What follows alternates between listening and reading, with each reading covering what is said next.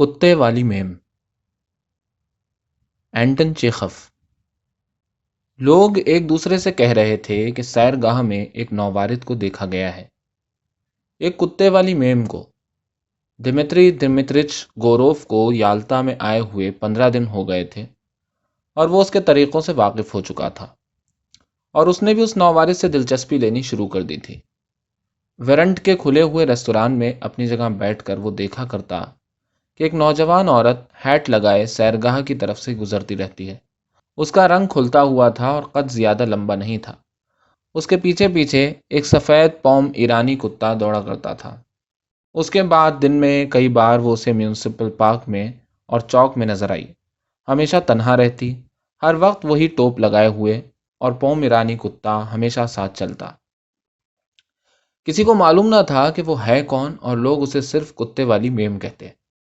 اگر یہاں بغیر شوہر اور بغیر دوستوں کے ہے، گوروف نے سوچا، تو اس سے ملاقات کرنا برا نہیں رہے گا۔ وہ ابھی 40 برس کا نہیں ہوا تھا، لیکن اس کے 12 برس کی ایک لڑکی تھی اور 2 لڑکے جو اسکول جاتے تھے۔ کالج میں دوسرے سال ہی میں تھا کہ شادی کرا دی گئی، اور اب اس کی بیوی اس سے عمر میں دگنی معلوم ہوتی تھی۔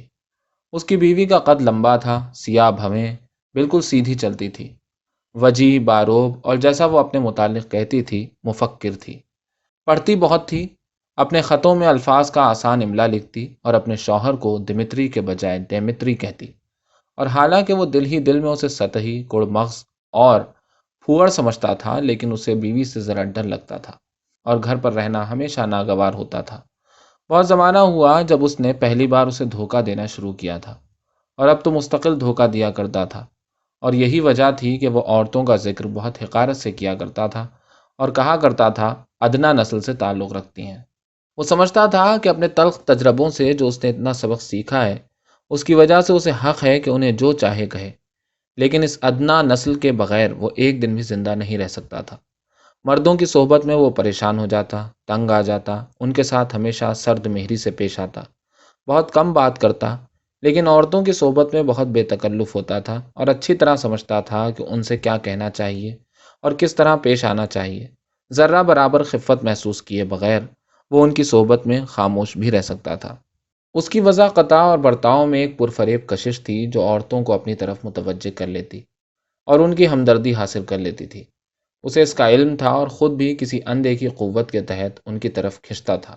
بار بار تلخ تجربے نے اسے بتا دیا تھا کہ ہر نئی ملاقات ابتدا میں شب و روز کی زندگی میں بہت دلکش تنوع پیدا کر دیتی ہے اور ایک دل فریب ہلکی پھلکی مہم کی صورت میں جلوہ گر ہوتی ہے، لیکن بعد میں شریف آدمیوں کے درمیان، خاص طور پر ماسکو میں جہاں لوگ کچھ کرنے میں اتنے کمزور اور سست ہوتے ہیں، لازمی طور پر انتہائی پیچیدہ مسئلے کی صورت اختیار کر لیتی ہے اور ناقابل برداشت پریشان کن صورتحال پیدا ہو جاتی ہے۔ لیکن جب بھی وہ کسی خوبصورت عورت کو دیکھ لیتا تو اس تجربے کے متعلق بالکل بھول جاتا، اس کے دل میں زندگی کی امنگ پیدا ہوتی اور اچانک ہر چیز بہت آسان اور دلچسپ نظر آنے لگتی۔ تو ایک دن شام کو جب وہ پارک کے ریستوران میں کھانا کھا رہا تھا اور ہیٹ والی وہ عورت ٹہلتی ہوئی آئی اور اس کے نزدیک والی میز پر بیٹھ گئی، اس کے چہرے، بچرے، اس کی چال ڈھال، لباس، ٹوپی، ہر چیز سے پتہ چلتا تھا کہ وہ اوپری طبقے سے ہے، شادی شدہ ہے، یہ کہ یالتا میں پہلی بار آئی ہے، تنہا ہے اور اکتا گئی ہے۔ یالتا آنے والوں کی اخلاقی بدعنوانیوں کے قصوں میں ہمیشہ مبالغے سے کام لیا جاتا ہے۔ وہ ان کی طرف کوئی دھیان نہ دیتا اور جانتا تھا کہ ان میں سے زیادہ تر قصے وہ لوگ گڑھتے ہیں جنہیں اگر ان چیزوں کا موقع ملے تو خود بڑی خوشی سے اس قسم کی حرکتیں کریں، لیکن جب وہ عورت چند گز کے فاصلے پر نزدیک کی میز پر بیٹھ گئی تو آسان فتوحات، پہاڑیوں کی طرف نکل جانے کے یہ قصے اسے یاد آ گئے، اور آگ چھپکاتے عارضی تعلق قائم کرنے، ایسی عورت کے ساتھ تعلق قائم کرنے کا گمراہ کن خیال اچانک اس کے دماغ پر چھا گیا جس کا نام و نشان تک اسے معلوم نہ تھا۔ اس نے پوم ایرانی کی طرف دیکھ کر چٹکی بجائی، اور جب وہ اس کے نزدیک آ گیا تو اس نے اسے انگلی دکھائی۔ کتا غرایا۔ گوروف نے پھر انگلی دکھائی۔ خاتون نے اس کی طرف دیکھا اور فوراً ہی آنکھیں نیچی کر لیں۔ کاٹنا نہیں، وہ جھینپ کر بولی۔ اسے ایک ہڈی دے دوں؟ اس نے پوچھا، اور جب اس نے سر کے اشارے سے اجازت دے دی تو دوستانہ لہجے میں بولا، آپ بہت دنوں سے یالتا میں ہیں کیا؟ کوئی 5 دن سے، اور مجھے دوسرا ہفتہ ہونے کو آیا۔ تو انہوں نے چند منٹ کوئی بات نہ کی۔ دن بہت جلد گزرتے ہیں، لیکن پھر بھی یہاں طبیعت اکتا جاتی ہے۔ اس کی طرف دیکھے بغیر وہ بولی، یہاں اکتانے کی بات کرنا بھی کمال ہے۔ لوگ پینف یا ژیزدرا جیسی کم وقت جگہوں کے متعلق کبھی شکایت نہیں کرتے کہ وہاں طبیعت اکتاتی ہے، لیکن جب یہاں آئے ہیں تو اف کیا بے کیفی ہے، اف یہ خاک، ایسا لگتا ہے کہ گرینادا سے چلے آ رہے ہیں۔ وہ ہنس پڑی۔ پھر دونوں خاموشی سے بالکل اجنبیوں کی طرح کھانا کھاتے رہے، لیکن کھانے کے بعد دونوں ایک ساتھ ریستوران سے باہر نکلے اور آزاد منش اور مطمئن لوگوں کی طرح ہلکی پھلکی دلچسپ گفتگو میں مشغول ہو گئے، جن کے لیے جہاں بھی جائیں اور جس چیز کے بارے میں بھی بات کریں یکساں ہوتا ہے۔ وہ لوگ ٹہلتے ہوئے آگے بڑھتے گئے اور سمندر پر ایک عجیب قسم کی روشنی دیکھ کر اس کے متعلق بات کرنے لگے۔ پانی گرم اور ہلکے ارغوانی رنگ کا تھا، اس کی سطح پر چاندنی ایک سنہری لکیر کی شکل میں پھیلی ہوئی تھی۔ انہوں نے کہا کہ گرم دن کے بعد حبس ہے۔ گوروف نے اسے بتایا کہ میں ماسکو کا رہنے والا ہوں، دراصل ماہر لسانیات ہوں، لیکن بینک میں کام کرتا ہوں۔ ایک زمانے میں ایک نجی اوپیرا کمپنی میں گانے کے لیے اپنے آپ کو تیار کیا تھا، مگر بعد میں یہ خیال ترک کر دیا۔ ماسکو میں میرے 2 مکان ہیں، اور اس سے یہ معلوم ہوا کہ وہ پیٹرز برگ میں پلی بڑی تھی، لیکن شادی اس شہر میں کی تھی جہاں وہ گزشتہ 2 برس سے رہ رہی ہے۔ یالتا میں 1 مہینہ اور ٹھہرے گی، اور شاید اس کا شوہر بھی، جسے آرام کی ضرورت تھی، یہاں آئے گا۔ وہ یہ سمجھانے میں بالکل ناکام رہی کہ اس کا شوہر گویرنیا کونسل کا رکن ہے یا زمستوہ کے بورڈ کا ممبر ہے، اور اپنی اس بات سے اس نے خود بھی بڑا مزہ لیا۔ اس کے علاوہ گوروف کو یہ بھی معلوم ہوا کہ اس کا نام آنا سرگیونا ہے۔ اپنے کمرے میں واپس آ کر اس نے اس کے متعلق سوچا اور اسے یقین ہو گیا کہ کل پھر ملاقات ضرور ہوگی، یہ لازمی ہے۔ سونے کے لیے جاتے وقت اس نے اپنے آپ کو یاد دلایا کہ کچھ ہی مدت پہلے وہ خود اس کی بیٹی کی طرح اسکول جاتی تھی، سبق یاد کیا کرتی تھی۔ اسے یاد آیا کہ اس کے قہقہے میں اور ایک اجنبی کے ساتھ بات کرنے میں کتنی شرم اور جھجک تھی۔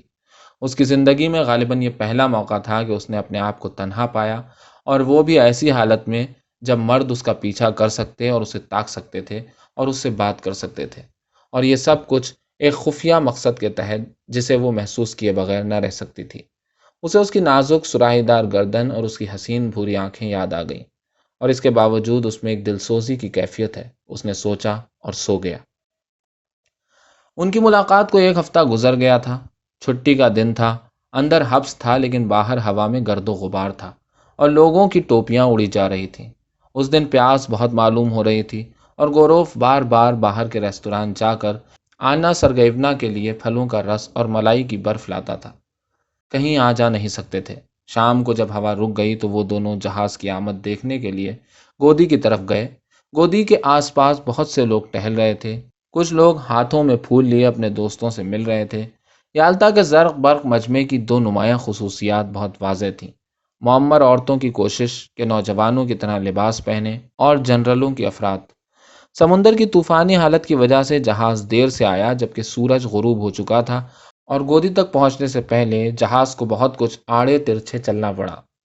آنا سرگیونا نے اپنی دستی اینک سے جہاز اور مسافروں کو دیکھا، جیسے اپنے کسی واقف کار کو تلاش کر رہی ہو، اور جب گوروف کی طرف مڑی تو اس کی آنکھیں چمک رہی تھیں۔ اس نے بے انتہا باتیں کی، بے ربط سوالوں کی بوچھار کر دی، اور فوراً ہی بھول بھی جاتی کہ کس چیز کے متعلق سوال کیا ہے۔ اس کے بعد اس کی دستی اینک گر کر مجمع میں کھو گئی۔ زرق برق مجمع چھٹنے لگا، لوگوں کی صورتیں پہچانی نہ جا سکتی تھیں۔ ہوا رک گئی تھی، اور گوروف اور آنا سرگیونا وہیں کھڑے رہے، جیسے جہاز پر سے کسی کے اترنے کا انتظار کر رہے ہوں۔ آنا سرگیونا خاموش ہو گئی تھی، کبھی کبھی اپنے پھول سونگھ لیتی، لیکن گوروف کی طرف نہ دیکھتی۔ شام اچھی ہے، وہ بولا۔ ہم لوگ کیا کریں؟ کہیں گھومنے چلیں؟ اس نے کوئی جواب نہ دیا۔ اس نے اس کی طرف پرشوق نگاہوں سے دیکھا، اور اچانک اپنے بازوؤں میں لے کر اس کے ہونٹوں پر پیار کر لیا، اور اس کے پھولوں کی بھینی بھینی خوشبو اور تراوٹ اس کے ذہن پر چھا گئی۔ لیکن دوسرے ہی لمحے اس نے گھبرا کر اپنے پیچھے مڑ کر دیکھا۔ کسی نے دیکھ تو نہیں لیا؟ چلو تمہارے کمرے میں چلیں، وہ آہستہ سے بولا، اور دونوں بہت تیزی سے ساتھ ساتھ روانہ ہو گئے۔ اس کے کمرے میں حبس تھا، اور کسی عطر کی خوشبو بسی ہوئی تھی جو اس نے جاپانی دکان سے خریدا تھا۔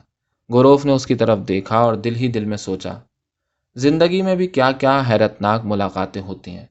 اسے بے فکر قسم کی مرنجا مرنج عورتیں یاد تھیں جو محبت جتانے سے باغ باغ ہو جاتی تھیں، اور اس کی شکر گزار ہوتی تھیں کہ انہیں اتنی مسرت عطا کی، چاہے وہ کتنی مختصر ہی کیوں نہ ہو۔ اور دوسری عورتیں بھی تھیں، ان میں اس کی بیوی بھی تھی، جن کی اداؤں میں خلوص نہ تھا، تصنع تھا، جنون تھا، بیکار قسم کی گفتگو تھی، اور جن کا انداز کہتا ہوا معلوم ہوتا تھا کہ یہ سب کچھ محبت کے عشوے یا جذبات نہیں ہیں، بلکہ اس سے زیادہ کچھ اہم بات ہے۔ پھر 2 یا 3 خوبصورت سرد مہر عورتیں تھیں جن کے چہروں پر غارت گرانہ تاثر کی جھلک نظر آتی تھی، اور اس عزم کا اظہار کرتی ہوئی معلوم ہوتی تھی کہ زندگی جو کچھ دے سکے اس سے زیادہ نچوڑ لیا جائے۔ یہ عورتیں جوانی کی ابتدائی منزل میں نہ تھیں، متلون مزاج، غیر معقول، ظالم، بے دماغ تھیں، اور جب گوروف کا دل ان لوگوں کی طرف سے اچاٹ ہو گیا تو ان کے حسن سے نفرت کے سوا اور کوئی جذبہ نہ پیدا ہوتا تھا، اور ان کے چھوٹے کپڑوں کی لیسدار گوٹ دیکھ کر اسے فلس ماہی کی یاد آتی تھی۔ لیکن یہاں نوجوانی کی حیا اور نا تجربے کاری اب بھی عیاں تھی، اور ماحول میں کچھ پریشانی کا سا احساس تھا، جیسے کسی نے ابھی ابھی دروازے پر دستک دی ہو۔ ایسا لگتا تھا کہ کتے والی میم آنا سرگیونا اس معاملے کو بہت ہی خاص، بہت سنجیدہ معاملہ سمجھتی تھی، جیسے وہ نیچ عورت ہو گئی ہو۔ یہ رویہ گوروف کو عجیب اور پریشان کن معلوم ہوا۔ اس کا منہ لٹک گیا اور اس کے بال چہرے کے دونوں طرف یاس انگیز طور پر لٹکنے لگے۔ ایک کلاسیکی تصویر کے پشیمان گنہگار کی طرح وہ پجمردہ ہو کر فکر میں ڈوب گئی۔ اچھا نہیں ہوا، وہ بولی، تم اب میری کبھی عزت نہیں کرو گے۔ میز پر ایک تربوز رکھا ہوا تھا۔ گوروف نے ایک پھانک کاٹی اور آہستہ آہستہ کھانے لگا۔ کم سے کم آدھ گھنٹہ خاموشی سے گزر گیا۔ آنا سرگیونا کے انداز میں کوئی بڑی دلگداز سی چیز تھی جو ایک شریف سادہ سی عورت کی معصومیت کو ظاہر کرتی تھی، جس نے زندگی بہت کم دیکھی ہو۔ میز پر رکھی ہوئی واحد شمع مشکل سے اس کے چہرے کو روشن کر پا رہی تھی، لیکن یہ بات واضح تھی کہ اس کے دل پر ایک بھاری بوجھ تھا۔ عزت کرنا کیوں چھوڑ دوں گا؟ گوروف نے پوچھا۔ تمہیں خود پتا نہیں کہ کیا کہہ رہی ہو؟ خدا مجھے معاف کرے، وہ بولی، اور اس کی آنکھوں میں آنسو تیر آئے۔ بہت برا ہوا۔ تو اب تم خود کو صحیح ثابت کرنا چاہتی ہو؟ اپنے آپ کو صحیح کیسے ثابت کر سکتی ہوں؟ میں بےہودہ نیچ عورت ہوں، مجھے اپنے آپ سے نفرت ہے، اور اپنے کو صحیح ثابت کرنے کی ذرہ برابر خواہش نہیں ہے۔ میں نے اپنے شوہر کو نہیں، اپنے آپ کو دھوکہ دیا ہے، اور صرف اس وقت نہیں بلکہ اس تمام مدت میں۔ میرا شوہر بلا شبہ ایماندار، شریف انسان ہے، لیکن جی حضوری قسم کا آدمی ہے۔ مجھے نہیں معلوم کہ دفتر میں کیا کرتا ہے، لیکن میں یہ جانتی ہوں کہ وہ جی حضوری قسم کا آدمی ہے۔ میں نے جب اسے شادی کی تو صرف 20 برس کی تھی، اور مجھ میں ایک زبردست جستجو کا مادہ تھا۔ میں کوئی اعلیٰ تر چیز چاہتی تھی۔ میں نے اپنے آپ سے کہا کہ وہ کچھ مختلف قسم کی زندگی ہوگی جو میں بسر کرنا چاہتی ہوں۔ جستجو کے جذبے سے سرشار تھی۔ تم اسے کبھی نہ سمجھ پاؤ گے، لیکن میں خدا کی قسم کھا کر کہتی ہوں کہ میں اپنے آپ پر قابو نہ رکھ سکی۔ مجھے کوئی چیز روک نہ سکتی تھی۔ میں نے اپنے شوہر سے کہا کہ میں بیمار ہوں اور میں یہاں چلی آئی، اور میں اس طرح ٹہلنے نکلتی جیسے کوئی مجنوں ہو، دیوانی عورت ہو، اور اب میں ایک ذلیل بے مصرف عورت ہو گئی، اور ہر شخص کو حق ہے کہ مجھ سے نفرت کرے۔ گوروف اس کی باتیں سنتا رہا اور بالکل اکتا گیا۔ سادہ لب و لہجہ، پشیمانی، یہ سب کچھ اتنا غیر متوقع اور اتنا بے وقت تھا۔ اگر اس کی آنکھوں میں آنسو نہ ہوتے تو لگتا کہ مذاق یا ایکٹنگ کر رہی ہے۔ میری سمجھ میں کچھ نہیں آتا، اس نے نرمی سے کہا۔ تو آخر چاہتی کیا ہو تم؟ اس نے اس کے سینے پر سر رکھ کر منہ چھپا لیا اور اس سے چمٹ گئی۔ میری بات کا یقین کرو، میری التجا ہے کہ میری بات کا یقین کرو، وہ بولی۔ مجھے زندگی میں ایمانداری اور پاک بازی سے محبت ہے، گناہ سے مجھے گھن آتی ہے۔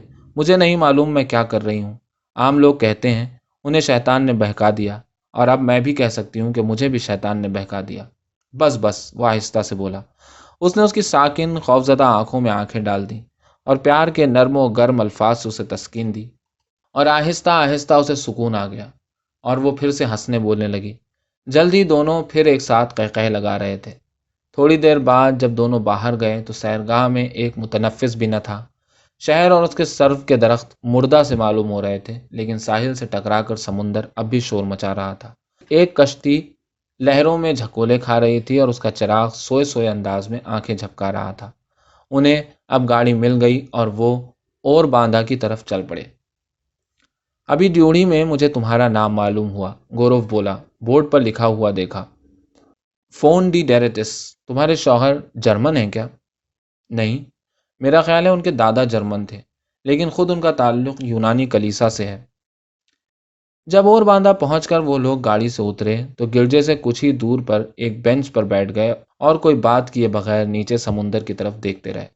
صبح کے کوہرے میں یالتا دھندلا دھندلا سا نظر آ رہا تھا، اور سفید بادل پہاڑوں کی چوٹیوں پر سے بے حس و حرکت آرام کر رہے تھے۔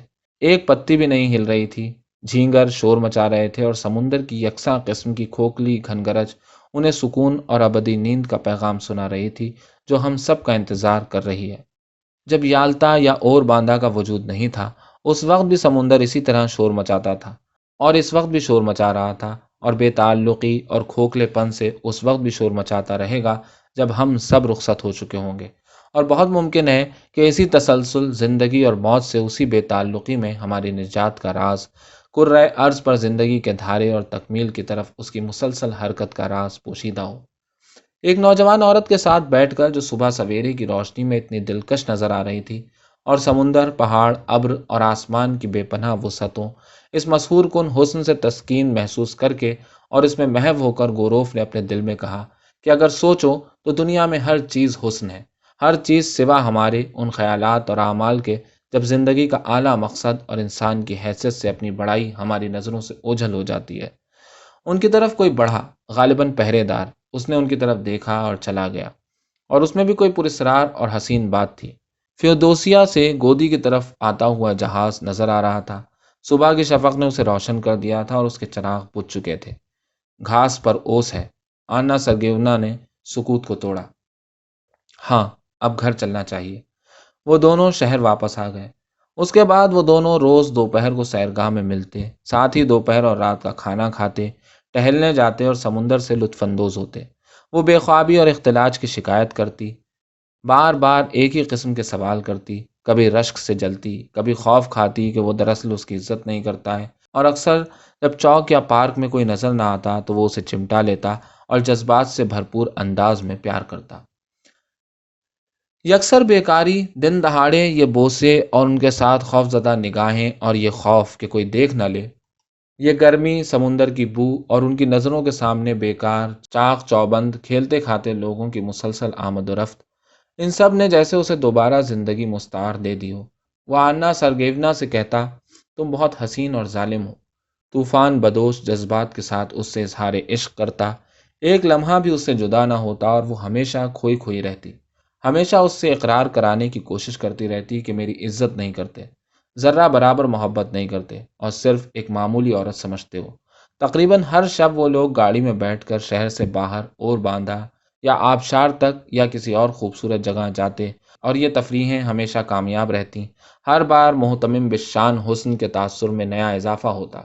اس تمام مدت میں دونوں انتظار کرتے رہے کہ اس کا شوہر آتا ہوگا، لیکن ایک خط ملا جس میں اس نے اپنی بیوی کو لکھا تھا کہ میری آنکھوں میں بہت تکلیف ہے، اور التجا کی تھی کہ جتنی جلد ممکن ہو سکے گھر واپس آ جاؤ۔ آنا سرگیونا نے روانگی کے لیے جلدی جلدی تیاریاں شروع کر دیں۔ بہت اچھا ہوا کہ میں جا رہی ہوں، اس نے گوروف سے کہا، یہ قسمت کا کھیل ہے۔ وہ گھوڑے گاڑی میں یالتا سے روانہ ہوئی اور وہ ریلوے اسٹیشن تک اس کے ساتھ گیا۔ راستہ پورے ایک دن میں کٹا۔ جب وہ ڈاک گاڑی میں بیٹھی اور دوسری گھنٹی بج چکی تو بولی، آؤ تمہیں ایک بار اور دیکھ لوں، آخری بار، ہاں بس۔ وہ روئی نہیں لیکن غمگین تھی اور بیمار معلوم ہوتی تھی، اس کے رخساروں کے اعصاب پھڑک رہے تھے۔ میں تمہارے متعلق سوچتی رہوں گی، ہمیشہ تمہارے متعلق سوچتی رہوں گی، وہ بولی۔ خدا کی حفاظت میں سونپا، میرے بارے میں برا مت سوچنا، ہم لوگ ہمیشہ کے لیے جدا ہو رہے ہیں، یہ تو ہونا ہی تھا، اس لیے کہ ہمیں کبھی ملنا ہی نہ چاہیے تھا۔ خدا حافظ، خدا کی امان میں۔ گاڑی اسٹیشن سے تیزی سے روانہ ہو گئی اور اس کی روشنیاں نظروں سے جلد ہی اوجھل ہو گئیں، اور ایک منٹ بعد اس کا شور بھی ختم ہو گیا، جیسے تمام چیزیں سازش کر رہی ہوں کہ اس دلکش خود فراموشی کو، اس دیوانگی کو جتنی جلد ممکن ہو ختم کر دیا جائے۔ اور گوروف اسٹیشن پر تنہا کھڑا ہوا دور تاریکی میں گھورتا رہا اور جھینگروں کے شور اور ٹیلی گراف کے تاروں کی موسیقی کو اس طرح سنتا رہا جیسے ابھی ابھی سو کر اٹھا ہو، اور اس نے اپنے دل میں کہا کہ زندگی میں بہت سے ہنگاموں میں سے ایک یہ بھی تھا، اور وہ بھی ختم ہو گیا، اور صرف ایک یاد چھوڑ گیا۔ وہ افسردہ اور اداس تھا اور پشیمانی بھی تھی۔ یہ نوجوان عورت جسے اب وہ کبھی نہیں دیکھے گا، اس کے ساتھ بہرحال خوش نہیں تھی۔ وہ اس کے ساتھ دوستی اور محبت سے پیش آتا تھا، لیکن اس کے پورے طور طریقے میں، اس کے لہجے میں، اس کے بوسوں میں طنز کا ایک شائبہ تھا، ایک خوش قسمت مرد کی تحقیر آمیز عفو کا شائبہ تھا جو عمر میں اس سے دگنا تھا۔ وہ بار بار اصرار کر کے کہتی کہ تم بہت اچھے ہو، شریف اور عالی دماغ انسان ہو۔ ظاہر ہے کہ وہ اس کی نظروں میں اپنی اصلیت سے مختلف نظر آتا تھا۔ مختصراً یہ کہ اس نے غیر ارادی طور پر اسے دھوکہ دیا تھا۔ ہوا میں خزاں کی بو بسی ہوتی تھی اور شام خنک تھی۔ مجھے بھی اب شمال کی طرف روانہ ہو جانا چاہیے۔ پلیٹ فارم سے جاتے ہوئے گوروف نے سوچا، اب جانا ہی چاہیے۔ وہ ماسکو واپس پہنچا تو سردیوں جیسا انداز شروع ہو چکا تھا۔ ہر روز آتش دان گرم کیے جاتے اور جب بچے اسکول جانے کے لیے اٹھتے اور چائے پیتے تو اس وقت اندھیرا ہی رہتا، اس لیے آیا کو کچھ دیر کے لیے چراغ روشن کرنا پڑتا۔ پالا پڑنے لگا تھا۔ جب پہلی برف پڑتی ہے اور لوگ برف گاڑیوں میں پہلی بار گھومنے نکلتے ہیں تو سفید زمین اور سفید چھتوں کو دیکھ کر کتنا اچھا معلوم ہوتا ہے۔ لوگ آزادی اور آسانی سے سانس لیتے ہیں اور اپنی جوانی کا زمانہ یاد کرتے ہیں۔ پرانے لمحوں اور برج کے درخت پالے سے سفید ہو کر کتنے خوش مزاج معلوم ہوتے ہیں، سرو اور تاڑ کے درختوں سے بھی زیادہ دلکش، اور ان کی شاخوں کے نیچے پہاڑوں اور سمندر کی یادیں پریشان نہیں کرتی۔ گوروف ہمیشہ ماسکو میں رہا تھا اور جس دن ماسکو واپس آیا تو پالا پڑ رہا تھا اور دن بہت اچھا تھا، اور جب اس نے سمور کا استر لگا ہوا کوٹ اور دستانے پہنے اور پیتروفکا سڑک پر ٹہلتا ہوا چلا، اور جب سنیچر کی شام کو اس نے گرجے کی گھنٹیاں سنی تو اپنے حالیہ سفر کی دلکشی، جہاں جہاں گیا تھا وہاں کی دلچسپی ختم ہو گئی۔ آہستہ آہستہ وہ ماسکو کی زندگی میں مصروف ہو گیا۔ روزانہ 3 اخبار بڑے شوق سے پڑھتا، حالانکہ یہ اعلان کرتا کہ میں اصولاً ماسکو کے اخبار نہیں پڑھتا۔ ایک بار پھر ہوٹلوں، کیفوں، دعوتوں اور جشنوں کا چکر شروع ہو گیا، اور ایک بار اسے اس بات پر فخر محسوس ہونے لگا کہ مشہور و معروف وکیل اور ایکٹر اس کے گھر آتے ہیں اور وہ ڈاکٹروں کے کلب میں ایک پروفیسر کے ساتھ تاش کھیلتا ہے۔ اس نے سمجھا تھا کہ ایک مہینے میں آنا سرگیونا ایک مبہم سی یاد کے علاوہ اور کچھ نہ رہ جائے گی، اور اب وہ اپنی فکر مند مسکراہٹ کے ساتھ اپنے پہلے کی دوسری عورتوں کی طرح صرف اس کے خواب میں کبھی کبھی آیا کرے گی۔ لیکن مہینہ کب کا گزر چکا تھا اور سردی اپنے پورے شباب پر تھی، اور اس کے حافظے میں ہر چیز اتنی واضح تھی جیسے آنا سرگیونا سے وہ کل ہی جدا ہوا تھا، اور اس کی یادیں اور زیادہ بڑھتی گئیں جب شام کی خاموشی میں بچوں کی آوازیں اس کے مطالعے کے کمرے میں آئیں، جب وہ کوئی گانا سنتا یا ریستوران میں آرگن بجتا ہوا سنتا، جب ہوا چمنی میں شور مچاتی تو اسے ساری باتیں یاد آ جاتی۔ گودی میں صبح سویرے، دھندلے دھندلے پہاڑ، فیودوسیا سے آتا ہوا جہاز، وہ بوسے، وہ دیر تک اپنے کمرے میں ٹہلتا رہتا، اپنی یادوں پر مسکرایا کرتا، اور پھر یادیں خواب میں تبدیل ہو جاتی، اور جو کچھ ہو چکا تھا وہ اس کے تصور میں اس طرح آتا کہ یہ ہونے والا ہے۔ آنا سرگیونا اس کے خوابوں میں نہ آتی بلکہ سائے کی طرح اس کے ساتھ ہر جگہ موجود رہتی، اور وہ جہاں بھی جاتا وہ ساتھ ساتھ چلتی۔ جب وہ آنکھیں بند کرتا تو لگتا کہ وہ جیتی جاگتی سامنے کھڑی ہے، اور بھی زیادہ حسین اور بھی زیادہ جوان، جتنی نازک نہیں تھی اس سے کہیں زیادہ نازک، اور گزرے ہوئے دنوں پر نگاہ ڈال کر وہ خود اپنی شکل بھی دیکھتا تو یالتا میں جیسا تھا اس سے کہیں بہتر نظر آتا۔ شام کو وہ کتابوں کی الماریوں سے آتش دان اور کونے سے جھانکتی، اور اس کے سانسوں کی آواز اور اس کے اسکرٹ کی پیاری پیاری سرسراہٹ اس کے کانوں میں آتی۔ سڑک پر وہ عورتوں کو دیکھتا رہتا کہ ان میں اس کی طرح کی بھی کوئی ہے۔ اس کا بے اختیار جی چاہنے لگا کہ اپنی یادوں میں کسی کو شریک کرے، لیکن گھر پر اپنی محبت کی بات نہ کر سکتا تھا، اور گھر کے باہر کون تھا جس سے وہ راز کی بات کرتا؟ اس کے گھر میں جو کرایہ دار تھے ان سے بھی نہیں، اور ظاہر ہے بینک میں اپنے ساتھیوں سے تو بالکل ہی نہیں، اور کہنے کو تھا بھی کیا؟ اس نے جو کچھ محسوس کیا تھا، کیا وہ محبت تھی؟ کیا آنا سرگیونا کے ساتھ اس کے تعلقات میں کوئی خوبصورت، شاعرانہ، کوئی سبق آموز یا دلچسپ چیز بھی تھی؟ اسے محبت اور عورتوں کے متعلق عمومی قسم کی مبہم باتیں کرنے پر صبر کرنا پڑتا، اور کسی کو نہ معلوم ہو سکا کہ اس کا مطلب کیا ہے۔ صرف اس کی بیوی کی کالی بھویں یہ کہتے ہوئے پھڑکیں، چھیلا بننا اب تمہیں بالکل زیب نہیں دیتا دمتری۔ ایک دن شام کو تاش کھیلنے والے ایک دوست کے ساتھ جو سرکاری افسر تھا، ڈاکٹروں کے کلب سے رخصت ہونے لگا تو یہ کہے بغیر نہ رہ سکا، کاش تمہیں معلوم ہوتا کہ یالتا میں کس حسین عورت سے میری ملاقات ہوئی تھی۔ وہ افسر اپنی گاڑی میں بیٹھا اور گاڑی روانہ ہونے سے پہلے مڑا اور اونچی آواز میں بولا، دمتری دمترچ، کیا تم ٹھیک کہتے تھے، مچھلی کچھ خراب تھی۔ یہ الفاظ جو بذات خود بہت عامیانہ قسم کے تھے، کسی وجہ سے گوروف کو ناگوار گزرے، توہین آمیز اور بھونڈے معلوم ہوئے۔ کیا جنگلی آداب ہیں، کیا لوگ ہیں، بے مصرف راتیں، تھکا دینے والے بیکار دن، دیوانوں کی طرح تاش کھیلنا، بسیار خوری، مدہوشی، ایک ہی چیز کے متعلق ہمیشہ باتیں۔ وقت اور توانائی کا زیادہ حصہ تو ایسے کاموں میں گزرتا ہے جس سے کسی کو فائدہ نہیں ہوتا، اور ایک ہی چیز پر بار بار بحث کرنے میں گزرتا ہے، اور آخر میں حاصل ہوتا ہے گھٹا گھٹا خاکی وجود، چند بے مصرف چیزیں، اور فرار کی جگہ بھی نہیں ہوتی، جیسے پاگل خانے یا قید خانے میں زندگی بسر ہو رہی ہو۔ گوروف ساری رات لیٹا جاگتا رہتا اور دوسرے روز سارے دن سر میں درد رہتا۔ اس کے بعد بھی راتوں کو اسے اچھی طرح نیند نہ آئی۔ اٹھ کر پلنگ پر بیٹھ جاتا، سوچتا رہتا یا کمرے میں ٹہلا کرتا۔ وہ بچوں سے تنگ آ چکا تھا، بینک سے تنگ آ چکا تھا۔ اس کے دل میں ذرہ برابر بھی خواہش نہ تھی کہ کہیں جائے یا کسی سے بات کرے۔ جب بڑے دن کی چھٹیاں آئیں تو اس نے اپنا سامان باندھا، بیوی سے کہا کہ ایک نوجوان شخص کے کام کے سلسلے میں پیٹرز برگ جانا ہے اور اس شہر کے لیے روانہ ہو گیا۔ کس لیے؟ اسے خود بھی پتہ نہیں تھا۔ اسے صرف اتنا معلوم تھا کہ آنا سرگیونا سے ملنا ضروری ہے، اس سے بات کرنا اور اگر ممکن ہو تو ملاقات طے کرنا ضروری ہے۔ وہ صبح کو سین پہنچا اور ہوٹل میں سب سے اچھا کمرہ کرائے پر لے لیا، جس کے فرش پر خاکی قالین بچھا تھا اور میز پر ایک گرد آلود قلمدان رکھا تھا، جس کے اوپر بغیر سر کا ایک گھڑ سوار بنا ہوا تھا جو اپنے اٹھے ہوئے ہاتھ میں ٹوپی اٹھائے تھا۔ ملازم نے اسے وہ سب بتایا جو وہ جاننا چاہتا تھا۔ فون ڈی ڈیریٹس کا اپنا ایک ذاتی مکان اسٹارو گونچا نایا سڑک پر تھا، ہوٹل سے زیادہ دور نہیں تھا، بڑے ٹھاٹ باٹ سے رہتا تھا، خود اپنے گھوڑے تھے اور سارا شہر اسے جانتا تھا۔ گوروف ٹہلتا ہوا استارو گونچالنایا سڑک تک گیا اور مکان ڈھونڈ نکالا۔ مکان کے سامنے ایک لمبا مٹیالے رنگ کا جنگلہ تھا جس کے کٹھروں کے سروں پر الٹی کیلیں ٹھکی ہوئی تھیں۔ یہ تو ایسا جنگلہ ہے کہ جو دیکھے اس کا بھاگ کھڑا ہونے کو جی چاہے۔ گوروف نے مکان کی کھڑکیوں اور جنگلے کی طرف دیکھ کر سوچا۔ اس نے خیال کیا کہ چونکہ آج چھٹی ہے اس لیے اس کا شوہر غالباً گھر ہی پر ہوگا۔ بہرحال گھر جا کر ملنا اور اسے پریشان کرنا تو بے تکا ہے، اور خط اس کے شوہر کے ہاتھ میں پڑ سکتا ہے اور پھر مصیبت آ جائے گی۔ اس لیے بہتر یہی ہے کہ ملاقات کے موقع کا انتظار کیا جائے، اور وہ سڑک پر جنگلے کے نزدیک ہی ٹہلنے لگا اور موقع کا انتظار کرنے لگا۔ پھاٹک میں ایک فقیر داخل ہوا، لیکن کتوں نے اس پر حملہ کر دیا۔ اس کے 1 گھنٹے بعد اس کے کان میں پیانو کی بہت ہی مدھم اور مبہم آوازیں آنے لگیں۔ غالباً آنا سرگیونا بجا رہی تھی۔ دفتن سامنے کا پھاٹک کھلا اور ایک بوڑھی عورت باہر نکلی اور اس کے ساتھ وہی جانا پہچانا سفید پومیرانی کتا۔ گوروف نے اسے آواز دینے کی کوشش کی لیکن اس کا دل زور زور سے دھڑک رہا تھا اور جذبے سے مغلوب ہو کر اس کا نام یاد نہ رہا۔ وہ آگے بڑھ گیا۔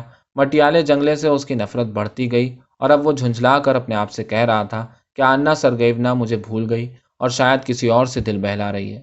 جس نوجوان عورت کو صبح سے شام تک ایسے منحوس جنگلے کو دیکھنا پڑے اس کے لیے یہ فطری بھی ہے۔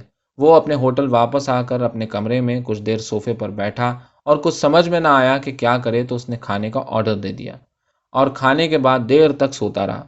کیا احمقانہ اور پریشان کن بات ہے۔ اس نے اٹھ کر کھڑکی کے تاریک شیشوں کی طرف دیکھ کر سوچا۔ اب شام ہو چکی تھی، کافی سو لیا، اور اب رات میں کیا کروں گا؟ وہ پلنگ پر بیٹھ گیا جس پر معمولی قسم کا خاکی لحاف تھا۔ اسے اسپتال کا کمبل یاد آ گیا اور الجھن میں اپنے آپ کو تانے دینے لگا۔ یہ ہیں آپ کی کتے والی میم، بس یہی ساری مہم ہے۔ دیکھیے یہ مصیبتیں کیا رنگ لاتی ہیں۔ اس دن صبح کو جب وہ اسٹیشن پہنچا تھا تو بڑے بڑے حروف میں ایک اشتہار دیکھا تھا جس میں اعلان تھا کہ آج رات مقامی تھیٹر میں گیشا کا پہلا شو ہے۔ یہ یاد کر کے وہ اٹھ بیٹھا اور تھیٹر کی طرف چل پڑا۔ بہت ممکن ہے وہ پہلے شو میں ضرور جاتی ہو، اس نے دل ہی دل میں کہا۔ تھیٹر کھچا کھچ بھرا ہوا تھا، بالکل قصباتی قسم کا تھیٹر تھا۔ فانوس پر دھند چھائی ہوئی تھی اور گیلریوں میں مجمع شور کر رہا تھا۔ پہلی صف میں مقامی بانکے پیچھے ہاتھ باندھے کھڑے پردہ اٹھنے کا انتظار کر رہے تھے۔ گورنر کے باکس کی اگلی سیٹ پر گورنر کی بیٹی سمور کا گلو بند لپیٹے بیٹھی تھی اور خود گورنر انکساری کے ساتھ پردے کے پیچھے اس طرح بیٹھا تھا کہ صرف اس کے ہاتھ نظر آ رہے تھے۔ پردے میں جنبش ہوئی، آرکیسٹرا کے سازوں کو سر ملانے میں کافی دیر لگی۔ لوگوں نے آ کر اپنی نشستوں پر بیٹھنا شروع کیا تو گوروف کی نظریں بڑے اشتیاق سے مجمع پر دوڑتی رہیں۔ آنا سرگیونا بھی داخل ہوئی۔ وہ بالائی منزل کی تیسری صف میں بیٹھ گئی اور جب گوروف کی نگاہ اس پر پڑی تو ایسا لگا کہ دل دھڑکنا بند کر دے گا، اور پلک جھپکاتے اسے معلوم ہو گیا کہ ساری دنیا میں کوئی ہستی اس کے لیے اتنی قریب اور اتنی عزیز نہیں ہے۔ اس کی مسرت کے لیے کوئی ہستی اہم نہیں ہے۔ یہ معمولی سی عورت جو قصباتی مجمع میں کھو گئی، جو کسی طرح بھی ممتاز و نمایاں نہیں، اپنے ہاتھ میں احمقانہ سی دستی اینک پکڑے اب اس کی ساری ہستی پر چھا گئی، وہی اس کا درد تھی، وہی اس کی مسرت اور وہی اس کی ساری تمنا۔ کمزور اور اناڑی قسم کے وائلن نوازوں کے اس منحوس آرکیسٹرا کی آواز نے اس کے کانوں کو بے حس کر دیا اور وہ سوچنے لگا کہ وہ کتنی حسین ہے۔ سوچتا رہا اور خواب دیکھتا رہا۔ ایک دراز قد، جھکے ہوئے شانوں اور مختصر سے گل مچھوں کا نوجوان آنا سرگیونا کے ساتھ تھا، جو اس کے پاس بیٹھنے سے پہلے ہر قدم پر سر جھکا رہا تھا اور ایسا معلوم ہو رہا تھا کہ مستقل کسی کو سلام کیے جا رہا ہے۔ یہ اس کا شوہر ہوگا جسے یالتا میں ایک دن اس نے بڑی تلخی سے جی حضوری کہا تھا، اور اس کے خمیدہ جسم، اس کے گل مچھوں اور گنجی چندیا سے واقعی حاشیہ برداروں کسی چاپلوسی ٹپکتی تھی، اور وہ بہت میٹھے انداز میں مسکرایا اور کسی علمی انجمن کا تمغہ اس کے کوٹ پر چمکا، بالکل جیسے چپراسی کی وردی پر نمبر چمکتا ہو۔ پہلے انٹرول میں شوہر سگریٹ پینے کے لیے باہر گیا اور وہ اپنی نشست پر اکیلی رہ گئی۔ گوروف جو اوپر ہی ایک سیٹ پر بیٹھا تھا اس کے پاس پہنچا اور زبردستی مسکرا کر کانپتی ہوئی آواز میں بولا، آدھا برس۔ اس نے اس کی طرف دیکھا اور رنگ زرد پڑ گیا۔ اس کے بعد پھر اس نے ڈر کر اس کی طرف دیکھا۔ اپنی نظروں پر اسے یقین نہ آیا۔ ایک ہاتھ سے اپنے پنکھے اور دستی اینک کو دبا رہی تھی اور بظاہر ایسا لگتا تھا کہ اپنے کو غش کھا کر گرنے سے روک رہی ہو۔ دونوں ایک لفظ بھی نہ بولے۔ وہ وہیں بیٹھی رہی اور وہ اس کی پریشانی سے خوف زدہ اس کے نزدیک کھڑا رہا۔ اس میں بیٹھنے کی ہمت نہ تھی۔ وائلن اور بانسریاں اپنے سروں میں گاتی رہیں اور فضا میں ایک تناؤ کا احساس پیدا ہو گیا، جیسے انہیں تمام باکسوں سے دیکھا جا رہا ہو۔ آخر وہ اٹھی اور تیزی سے ایک دروازے کی طرف چل دی۔ وہ اس کے پیچھے ہو لیا اور وہ دونوں غلام گردش میں بے معنی طور پر چکر لگاتے رہے اور سیڑھیوں پر چڑھتے اترتے رہے۔ عدالتی افسر، ہائی اسکول کے مدرس اور سرکاری افسر سب تمغے لگائے، سرکاری وردیاں زیب تن کیے، نظروں کے سامنے سے گزرتے گئے، اور عورتیں اور کھوٹیوں پر لٹکتے ہوئے کوٹ بھی نظروں کے سامنے سے گزرتے گئے۔ ہوا کا تیز جھونکا آیا، اس میں جلی ہوئی تمباکو کی بو بسی ہوئی تھی، اور گوروف نے، جس کا دل بری طرح دھڑک رہا تھا، سوچا، آخر یہ سب لوگ، یہ آرکیسٹرا یہاں کیوں ہے؟ دوسرے ہی لمحے اسے دفتن یاد آیا کہ اس دن شام کو اسٹیشن پر آنا سرگیونا کو رخصت کرتے وقت اس نے دل ہی دل میں سوچا تھا کہ اب سب کچھ ختم ہو چکا ہے اور اب ہم دونوں کبھی نہ ملیں گے، اور اب اختتام کتنی دور نظر آ رہا تھا۔ وہ ایک پتلے سے اندھیرے زینے کے پاس رک گئی جہاں لکھا ہوا تھا، راستہ اوپر جاتا ہے۔ تم نے مجھے کتنا ڈرا دیا، وہ بولی۔ اس کا سانس پھول رہا تھا اور رنگ اب بھی زرد تھا اور حواس کھوئے کھوئے سے تھے۔ مجھے کتنا ڈرا دیا، میری تو جان نکل گئی۔ تم آئے کیوں؟ آخر کیوں؟ لیکن آنا، وہ دھیرے سے جلدی جلدی بولا، لیکن آنا سمجھنے کی کوشش کرو، کوشش کرو۔ اس نے اس کی طرف دیکھا تو نظروں میں خوف، التجا اور محبت تھی، اور پھر اس پر نظریں گاڑ دیں تاکہ اس کے خد و خال کو اپنے حافظے میں پوری طرح محفوظ کر لے۔ میں کتنی دکھی ہوں، اس کے الفاظ کی طرف توجہ نہ دے کر وہ بات کرتی گئی۔ سارے وقت تمہارے سوا اور کسی چیز کا خیال نہیں آتا تھا، تمہارے ہی تصور کے سہارے جیتی تھی۔ میں نے بھلانے کی کوشش کی تو تم پھر کیوں آ گئے؟ کیوں؟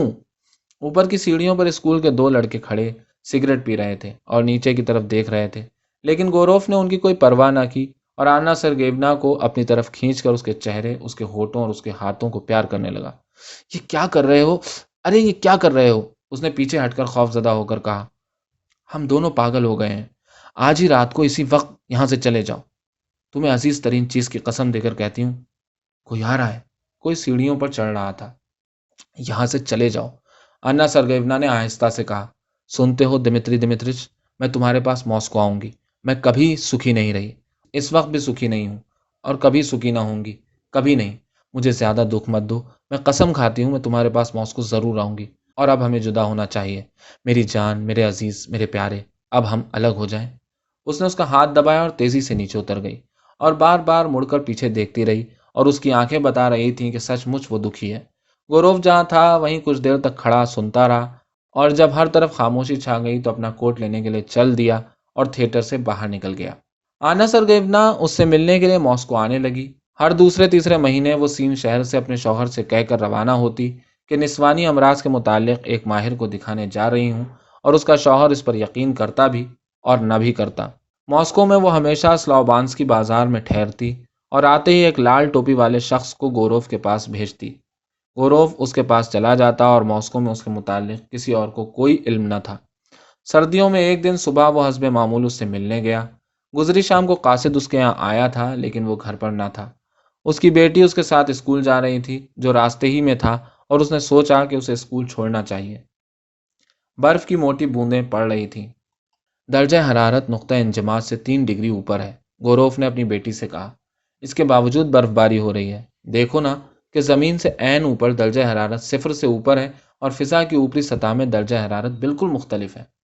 بابا، سردیوں میں بادل کیوں نہیں گرجتے؟ اس نے یہ بھی سمجھایا۔ جب وہ یہ سمجھا رہا تھا تو بار بار اپنے کو یاد دلاتا جا رہا تھا کہ وہ ایک ملاقات کے سلسلے میں جا رہا ہے اور کسی ہستی کو اس کا علم نہیں ہے اور نہ شاید کبھی ہوگا۔ وہ دو رخی زندگی بسر کر رہا تھا، ایک ان تمام لوگوں کے سامنے جن سے اس کا تعلق تھا، روایتی حقیقتوں اور روایتی فریب سے معمور، بالکل اپنے دوستوں اور آشناؤں کی زندگی کی طرح، اور دوسری جو پس پردہ تھی اور کچھ عجیب اور غالباً بالکل اتفاقی حالات کے مل جانے کی وجہ سے ہر وہ چیز جو اس کی زندگی میں اہم تھی، دلچسپ تھی، ضروری تھی، اور جس کے بارے میں وہ مخلص تھا اور کبھی خود کو اس نے فریب نہیں دیا تھا، اور جو اس کی زندگی کا مغز تھی، وہ پس پردہ ہی تھی، اور ہر وہ چیز جو اس میں جھوٹی تھی، وہ خول جس میں اس نے اپنے آپ کو اور حقیقت کو چھپا رکھا تھا، بینک میں اس کا کام، کلب میں بحث، اس کی ادنا نسل کی باتیں، اپنی بیوی کے ساتھ سالانہ تقریبوں میں اس کی شرکت، یہ سب چیزیں اس سب کے سامنے تھیں۔ اس نے ہر شخص کو اپنی طرح جانچنا شروع کیا، جو کچھ دیکھتا اس پر اسے یقین نہ آتا، اور ہمیشہ یہ سمجھتا کہ ہر فرد کی اصلی اور واقعی دلچسپ زندگی پس پردہ جیسے رات کی تاریکی میں بسر ہوتی ہے۔ ہر فرد کی زندگی کی بنیاد راز پر ہوتی ہے، اور شاید یہی اس کی وجہ ہے کہ تمام مہذب افراد ذاتی راز کا خیال کرنے پر اتنا اصرار کرتے ہیں۔ اپنی بیٹی کو اسکول کے پھاٹک پر چھوڑنے کے بعد گوروف سلاوانسکی بازار کی طرف روانہ ہو گیا۔ نیچے کمرے میں کوٹ اتارنے کے بعد وہ اوپر گیا اور دروازے پر آہستہ سے دستک دی۔ آنا سرگیونا فاختہ رنگ کا لباس پہنے تھی جو اسے بہت پسند تھا۔ سفر اور انتظار کی وجہ سے وہ بہت نڈھال تھی اور کل شام سے انتظار کر رہی تھی۔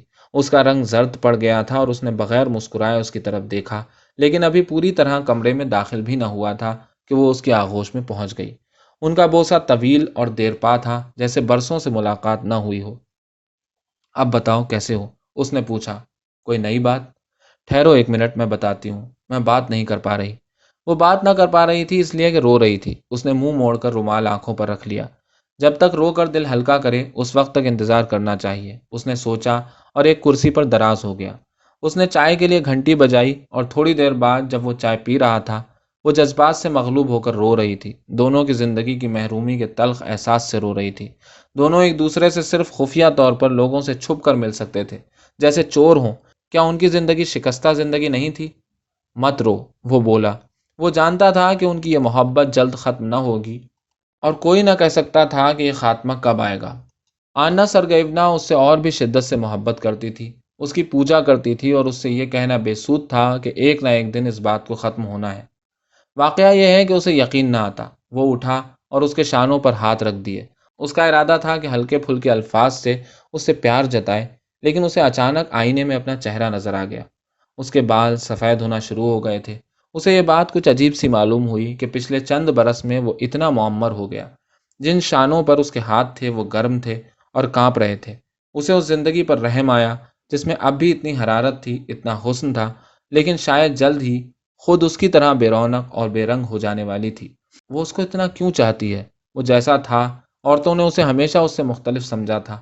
انہوں نے اس کی اصل ذات سے محبت نہ کی تھی، بلکہ اپنے تصور کے بنائے ہوئے مرد سے محبت کی تھی، ایسے مرد سے جس کی وہ ساری زندگی بڑے شوق سے جستجو کرتی رہی تھی، اور بعد میں جب انہیں اپنی غلطی معلوم ہوئی تو بھی وہ اس سے اس طرح محبت کرتی رہیں، اور ان میں سے ایک بھی اس کے ساتھ خوش نہ رہی تھی۔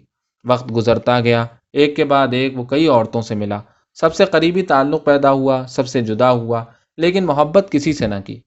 ان کے ساتھ طرح طرح کی چیزیں پیش آئیں، لیکن محبت کبھی نہ ہوئی۔ اور اب بال سفید ہو رہے تھے تو اس نے سچ مچ پوری طرح زندگی میں پہلی بار محبت کی۔ وہ اور آنا سرگیونا ایک دوسرے سے ایسے لوگوں کی طرح محبت کرتے تھے جو بہت قریبی اور عزیز ہوں، جیسے میاں بیوی، جیسے عزیز دوست ایک دوسرے سے محبت کرتے ہیں۔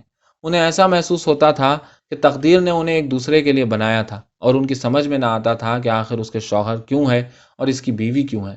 وہ دونوں دیس سے نکلے ہوئے پرندوں کی طرح تھے، نر اور مادہ پرندوں کی طرح، جنہیں پکڑ کر الگ الگ پنجروں میں بند کر دیا جائے۔ ماضی اور حال میں وہ جن چیزوں سے بھی شرمندہ تھے، دونوں نے ایک دوسرے کو ان کے لیے معاف کر دیا، اور دونوں کو احساس تھا کہ اس محبت نے دونوں کو تبدیل کر دیا ہے۔ پہلے اداسی کے لمحات میں وہ اپنے دل کو ہر اس دلیل سے تسکین دے لیا کرتا تھا جو اس کے ذہن میں پہلے آ جاتی تھی، لیکن اب دلائل اس کے لیے کچھ نہیں تھے۔ اس کے دل میں رحم کا اتھاہ جذبہ تھا، وہ خلوص اور محبت کا اظہار کرنا چاہتا تھا۔ میری جان مت رو، وہ بولا، بس بہت رو چکی، اب چپ ہو جاؤ، آؤ باتیں کریں، آؤ سوچیں کہ ہمیں کیا کرنا ہے۔ اس کے بعد انہوں نے اپنے حالات پر بہت دیر تک غور کیا اور سوچنے کی کوشش کرتے رہے کہ چھپانے، دھوکہ دینے، مختلف شہروں میں رہنے اور اتنے دنوں تک مل نہ سکنے کو کس طرح ختم کیا جائے، ان ناقابل برداشت بیڑیوں کو کس طرح کاٹا جائے۔ کیسے کیسے اس نے اپنا سر دونوں ہاتھ میں تھام کر دہرایا، کیسے؟ اور انہیں ایسا محسوس ہوتا کہ بس اب کسی فیصلے پر پہنچنے ہی والے ہیں اور پھر اس کے بعد ایک نئی دلکش زندگی شروع ہو جائے گی۔ مگر دونوں نے محسوس کیا کہ اختتام اب بھی دور، بہت دور ہے، اور دشوار ترین اور انتہائی پیچیدہ قصہ تو اب شروع ہوا ہے۔